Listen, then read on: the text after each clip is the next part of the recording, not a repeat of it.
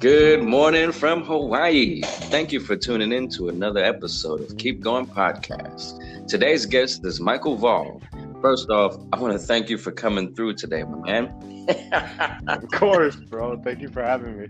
Yeah, man. How's your 2020 going? Surprisingly good. I can't complain. A lot of blessings, but a very, very weird year. Oh, yeah? How? Yes, Tell us sir. about this weirdness. There's everything going on. COVID, everything's closed. Well, it's getting better. Got to wear a mask everywhere. You know how it is. Very strange time we're living in. Oh yeah, I know it's been definitely been like that for me too. Adjustment for all of us. Yeah, definitely. Yeah, for sure. But it's good to hear that it's also been a good year for you too. So, tell us, man. Tell us what have you been doing to stay on top? This is a year that's held a lot of people back. Or a lot of people, I don't want to say that's held a lot of people back, but has people feeling like this year has held them back. So what's different for you? Yeah, well, in March when I think COVID actually, the restrictions kicked off on like March 19th on my birthday was when everything was ordered to kind of close or at low capacity.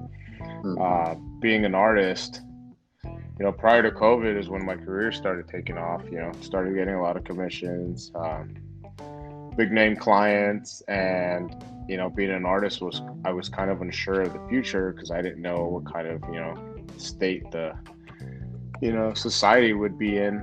But surprisingly, I started getting a lot of clients that were, interested in getting art. It was the exact opposite of what most probably thought it would be,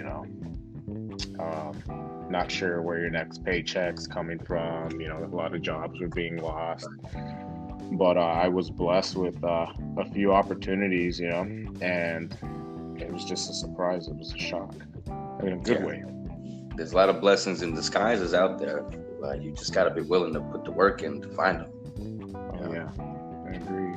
I know you definitely found them. That's for sure. No, thank you. Yeah, I ended up getting Marcus Stroman hit me up shortly after. I don't know when it was, probably April or May. I ended up painting his pool table in his living room.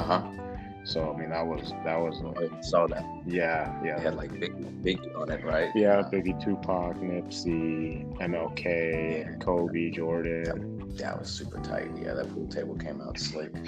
And then after that, I got hit up by a MLB player and then another football player, Jonathan Stewart, retired running back for the Panthers, and Oscar Mercado, who's I believe an outfielder for the Indians. Crazy year. Right. Yeah, no, through all the downside, you found a way to come on top. Yes, sir. What was your mindset like during that time that kept you going? I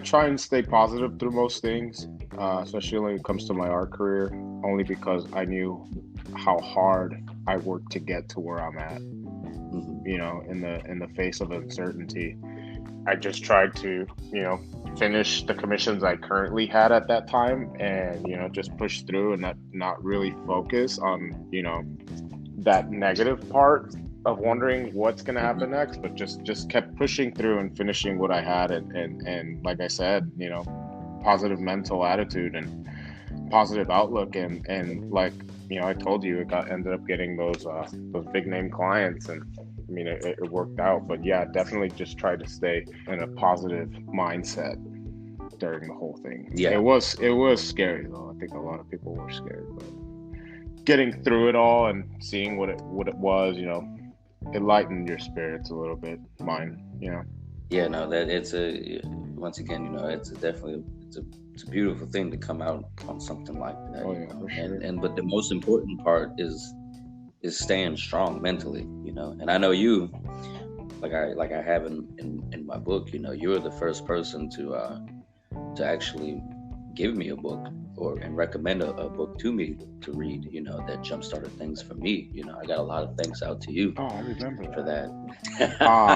I think it was it How to Win Friends and Influence People, or The Power of Your Subconscious Mind? Which one was Well, you gave me The Power of the Subconscious Mind, but the first book was the Success Through a Positive Mental Attitude. Oh, that's right. Oh, yeah. You Yeah. still have that book, huh? Oh yeah. My book collection consists of about 3 or 4 of your books. Not even more than that. I remember you came over one day, and I had my books laying out on the TV stand. And you're like, "Hey, can I borrow a book?" I'm like, "Yeah." I wake up the next morning, all of them are gone. I'm like, "This guy."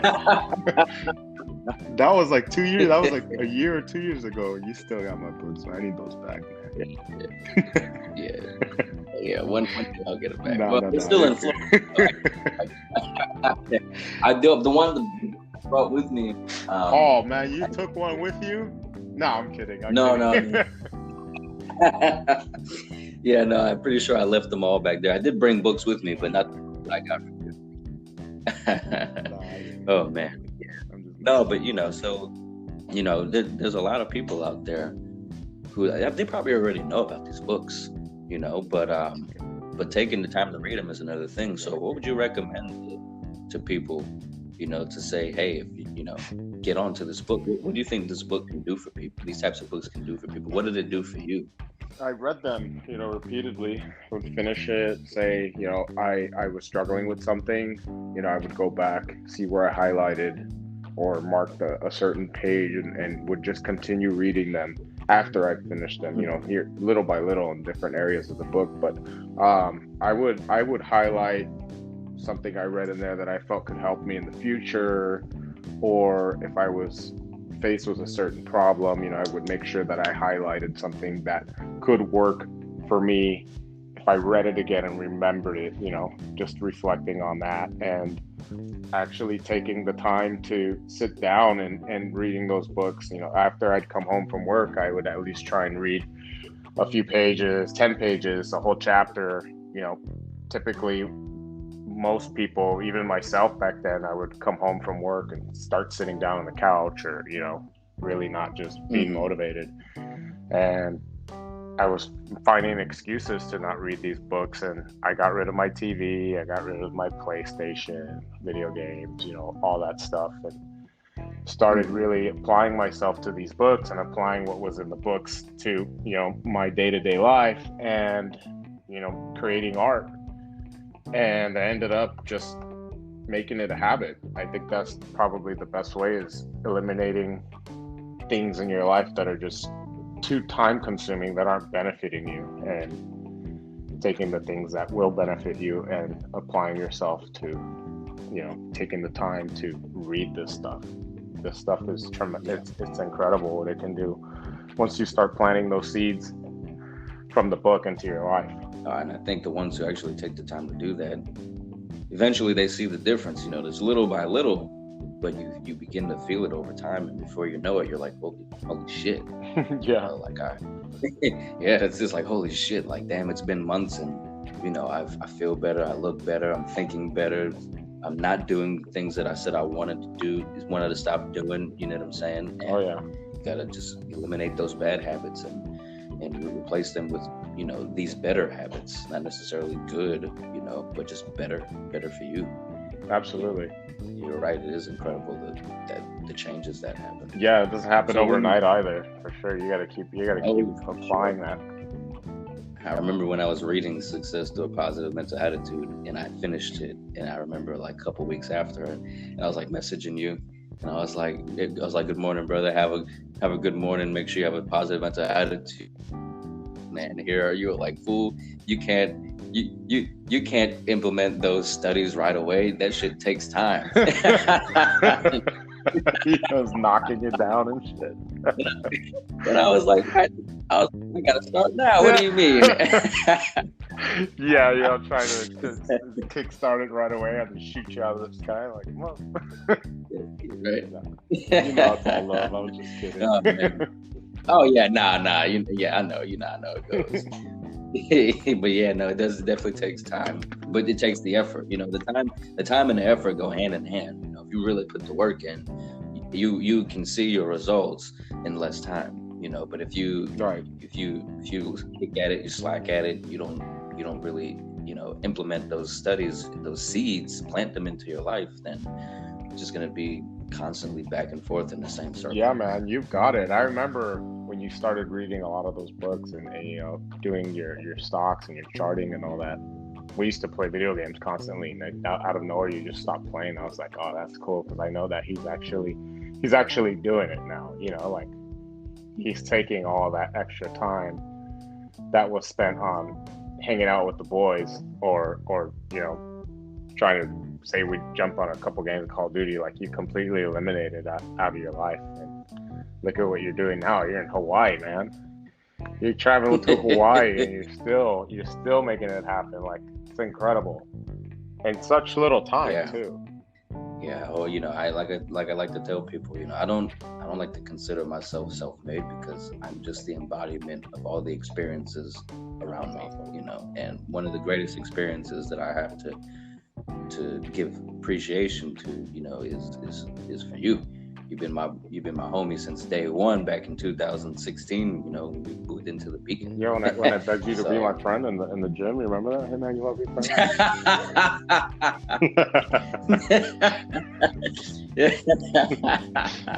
Oh man, yeah, you were a desperate guy back then for sure. No, we're just messing around, guys. People be like, wait, that never happened. Nah, I was just kidding. Oh, man. He asked me to be his friend. He's like, hey man, you got some more books you want to read? I'm like, sure, bud. I got you, bud. Yeah. No, not the bud. No, I appreciate that though. Thank you. That's a very nice compliment. Yeah. But back then too, I mean, this is my favorite thing to talk about sometimes, especially when I'm talking in reference to you. And back then we were hitting the gym 4 o'clock in the morning every morning. And I remember the day before you quit. I mean, you were already, it was already a buildup. It was a buildup of you telling me that, hey man, I'm getting tired of working this 9 to 5. It's getting in the way of my art. Damn. I can't do this. It's making me angry. Like I can't finish my work. I can't give it the time I want to. I'm too tired. And I was like, so what's your game plan? You were like, I think I'm gonna quit. Like I've been reading these books. I think I'm gonna quit. And I was like, all right, we'll quit. And so the next day, you put on Facebook, I quit my 9 to 5, and I'm gonna pursue my art full time. And I remember that. And from there, I don't think you ever looked back, did you? No, man. No, there were some times I almost gave up, but I mean, I had homies like you. I had Jason, and I had a couple other people that were like, "Don't you dare quit!" It's just like I was like 4 months in of like barely scraping change to pay my rent, even eating, bro. But I mean, I put in that willpower and what I was learning in those books, and I kept pushing and pushing and pushing, and I ended up fucking doing it, man. And I ended up doing it. It was a process to watch for sure. It was because I was just like, man, I was like, he's really hitting that ground running. Yeah, right. I remember some of the the way how, because this was like the beginning, so it's just watching you like make a mistake and get back up and keep running, make another mistake, get back up and keep running, but you're not making the same mistakes. You're learning from each one and learning how to avoid them. Watching you. I mean, there would be days. I remember there was one client you had that really made a difference. He had a pizza shop, and he was a kid, and he commissioned you, and you went and you got all the supplies, and you did all the work, and you had it ready for him, and then he just started avoiding you and giving you excuses and how he was going out of town, or when he got back he would do it, and then he just never got back to you. And I think that was one of the biggest lessons ever for you, because then at that point I think that's when you started switching over to taking deposits right off the bat, so that way you didn't end up doing all the work right off the bat, and right. Around and say, oh no. Yeah, I remember that guy. Oh my god, yeah, that was a while ago. That was a long time. 3-4 years ago. Oh yeah, for sure. Yeah, man. Lots changed for you back then, but as an artist, right? Someone who's been, getting all the success that you have along the way, and just what type of motivation, what type of advice would you share for, other artists alike out there to keep them going? I would say continue to study your craft.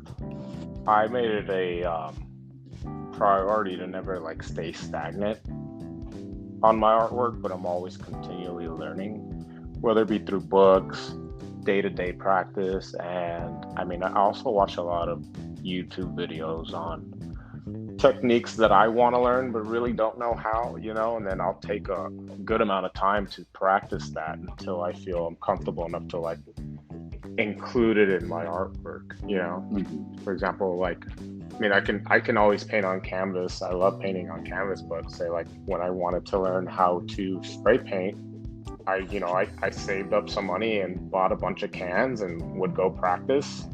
I mean, that's because I had like a burning desire in me to go and learn how to do this. And I feel like as long as you commit yourself and don't quit, it will come. But there's also that side of marketing yourself, whether it be through social media or even little small art events.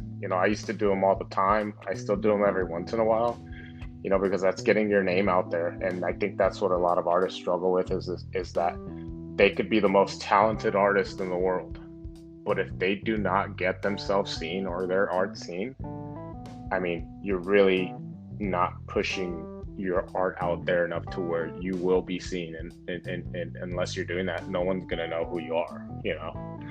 That's a very big area of it, is marketing yourself, getting out there, even doing these little shows, and eventually, as long as you keep doing it, it may not move for a minute. That's just the way it is sometimes, but eventually enough eyes will be on you to where you start getting contacted through, email, your website, social media, Instagram. Someone will reach out and say, hey, I want you to be a part of my event, or it may even be a celebrity or someone you look up to, or someone you never even thought would reach out to you for your artwork. And it's just the power of social media is incredible, but it's also a mixture of getting yourself out there and painting. For sure. And I know I remember when you used to do those shows all, I mean, and like I said, you still do them once in a while. I know with COVID and stuff that kind of put a setback. I worked a lot, so I could only make a few of them because you typically did them on Saturday nights usually. I don't think you've ever come to one. No, I think about you are fibbing. You're fibbing. Nah, you've come to a few of them for sure. I'm just teasing. Yeah. Now you were working. Now you would have some crazy hours. You would work till like 3 in the morning sometimes. I remember that. Yeah, I had to put in the work, man. But that's right. But yeah, I think the last one I went to though was the Super Bowl one. Super Bowl one, I think, because it was I remember being in Tampa at that Social House, I believe is what it was called at the time. No, you were at American Social, AMSO. Something big like screen that. on the outside. Yeah, that one. Yeah, yep. I remember that one. That was a cool one. You've had a. Oh no, the last one I went to was when you were painting for the Bucks at the stadium. Oh, but I guess that's not really. Yeah. For Rondé Barber, the Ring of Honor game. Yeah, that was cool. Mm-hmm. That was in front of the stadium, Bucks Beach. Right. Yeah, that was a good time. The DJ was saying the world-renowned Michael Vahl. Yeah, he kept messing around. Yeah, that was funny. When I'm around, and I see people doing artwork, and I see something that catches my eye, I usually recommend them to just talking to I'll give them your. I don't know if anyone's ever contacted you. It just I could probably tell 100 people and maybe only one would contact you, but I'm pretty sure if that one contacted you, it could make a difference in their life. Yeah, man. Thank you. Just because which the industry that you're in, man, it's got to be hard. For sure. No, I'm always willing to help anybody that has any questions or need some advice on their art career, art path. But I mean, I myself am still learning. Yeah, it's not even to where I want to be yet. I am getting there. Yeah. So the journey is incredible, but it takes a lot of discipline and willpower. I remember, I remember sometimes you used to call me, used to be like, man, this shit's getting annoying. This shit's starting to, I love doing this, but man, doing it and making it my job, sometimes it's annoying, but then I come out on the other side and I'm just like, oh, thank gosh, the grass is greener. Something like that. Damn, yeah. Sad boy hours.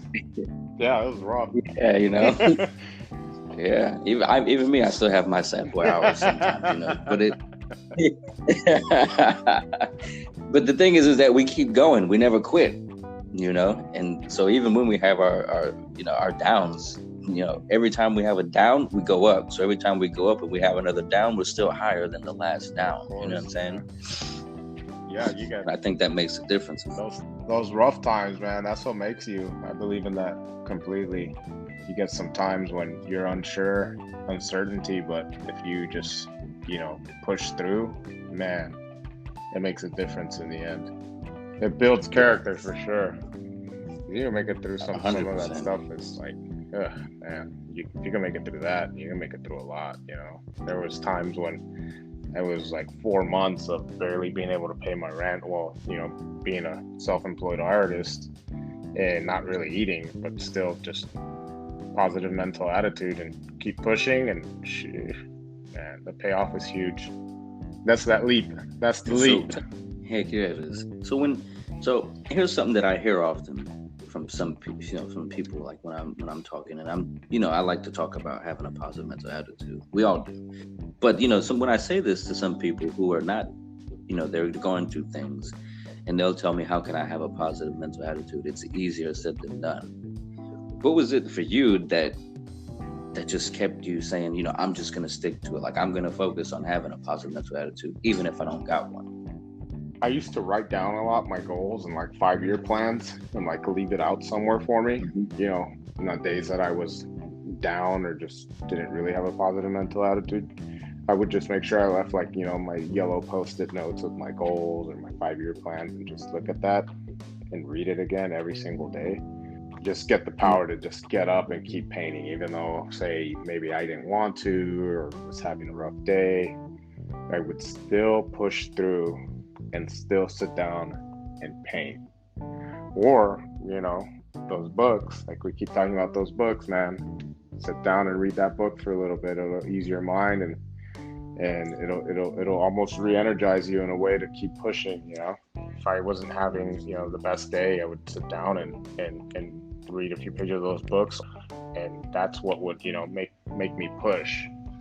See, that's why I enjoy having people like you around, because even if I don't see you doing it, in my mind, I know you're doing it. Oh, you know what I'm saying? I know if you fall, I know you're right back up. Right. And I think a lot of people deserve to have people like that in their lives to keep them pushing. Right. And that's what these podcasts are for. These podcasts are meant to be for those people who need that extra boost, to be able to relate from people who all have come from the bottom, and have all been through things that they've potentially been through, or they're doing what they want to do, and so this is meant to spread relativity and awareness so that people can feel and assimilate and just move forward through you, but through themselves. Oh, yeah, of course. Yeah, it all starts with you, man. But there's also, you need a good support system in your circle. Your circle needs to consist of people that care about you and that you can that empower you and motivate you. You gotta have that circle that's gonna be a good influence. And I luckily I caught on to that early on. Also, I moved here with no family, hardly any friends, but the friends that I did meet, and that were close were the ones that I needed to succeed for sure. You can't make it alone. Definitely can't make it alone. Definitely can't make it alone. You gotta have that support system. You gotta build those relationships. Absolutely.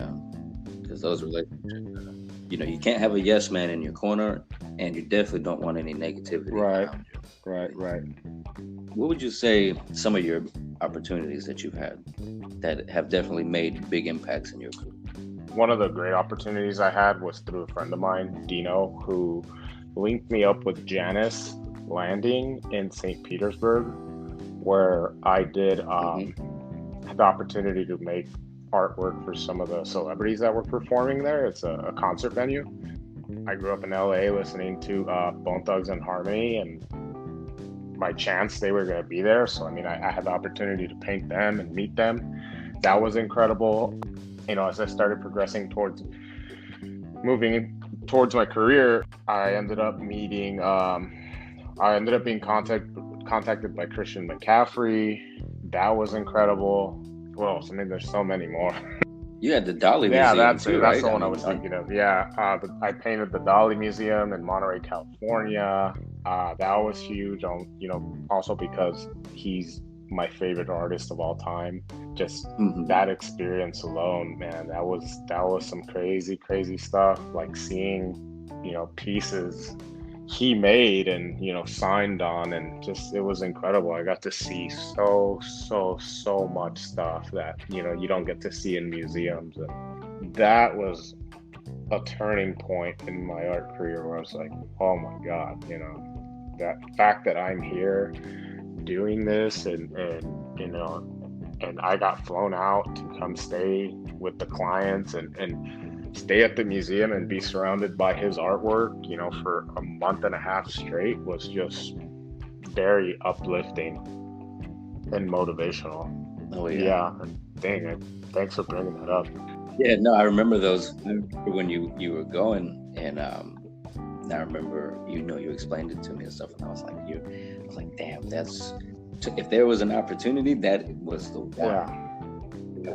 That was beautiful, man. I mean, what you did to the museum was. Thank you. How big was it? It was, I think, 33 feet tall by like 20 feet wide, I think. Yeah, it was huge. Yeah, I transformed the courtyard, one of the walls, into like massive mural of Dali and the Enigma of the Rose.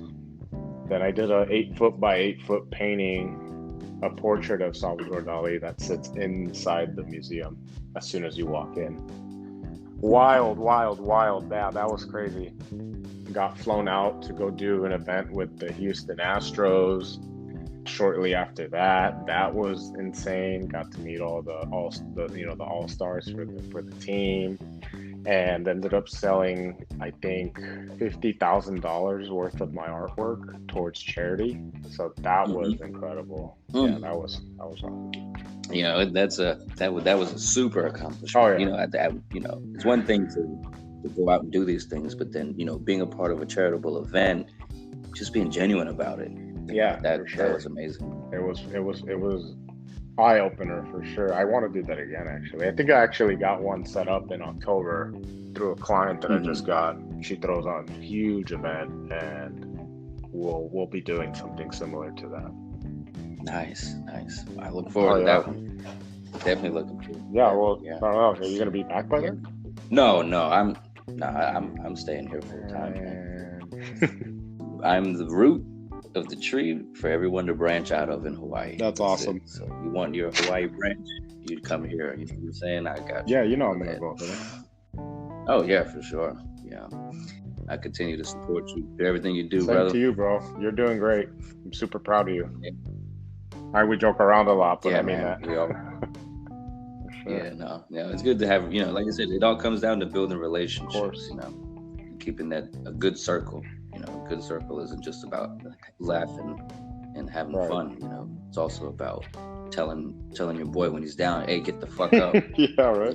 It's and if you can pull through a year like this, for anybody out there that can pull through a year like this and come out on top, you can do it. I don't want to say you can do anything, but you can damn sure do what you put your mind to. Yeah, that's if we survive this year. It'll be a meteor. No, I'm kidding. I wouldn't be surprised with the way this year's going. Man, I appreciate you coming on here, man. there's a lot of people out there who just don't know what to do when it comes mentally, who don't know how to approach art, marketing wise, anything like that, you know. And I know you're a man you've come from nothing and you've built with people, you know, and so you're always willing to give back and teach. No matter of fact, weren't you just teaching some lessons recently? No, I don't think so. Oh, yeah. My buddy came over. The studio, I was teaching him how to mess around with spray cans. He's been wanting to like learn. Yeah. So yeah, we spent a few hours together making a little piece in the studio. Yeah. But yeah, man, he loved it. He's like, I've never done this before. I love this shit. And yeah, he left wide-eyed, like super happy. Yeah. See, that's what it's about. You know what I'm saying? Like we've never been one to just, you know, ignore people and act like, you know, like it's a secret, like you can't share it to hide, Right. hold everything to yourself. You know, right? You know. Yeah, you can't be. You've like always that. been open, and you know, you won't get any. Art is about, you know, helping others, sharing techniques and all that, and helping other artists get their name out for sure. Sweet. Listen up, man. I want you to go, and I want you to crush any goal you got for the day. So you better not say go do some push-ups. Nah. I still got to do my push-ups. Every morning, wake up, go to Instagram. Oh, Louis got a story. Do a push-up today. What? Hey, it's consistency. And you know what? Even the people I've got to do push-ups now who are saying that, man, I haven't done push-ups in years, but now I'm doing 50 a day. You know, I'm just like, that's what I'm talking about.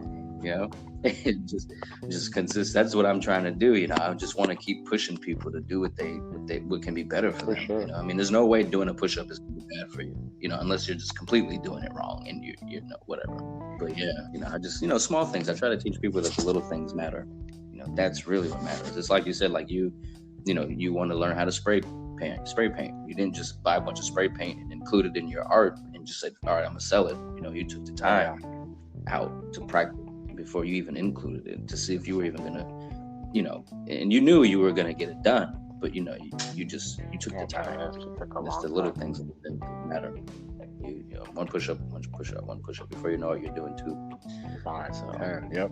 But yeah, my brother, listen, love you, man. You know, thanks for coming through. Of course, anytime. And you know, and blessing the audience, and you know, once again blessing me, you know, with just one of our powerful conversations. And you know, keep going. 2020 is almost, you know, over. 2021 is going to be another year of up and downs, but I bet that we're going to be on top because we ain't going to. Oh yeah, I feel like 2021 is going to be like one of our best years for sure.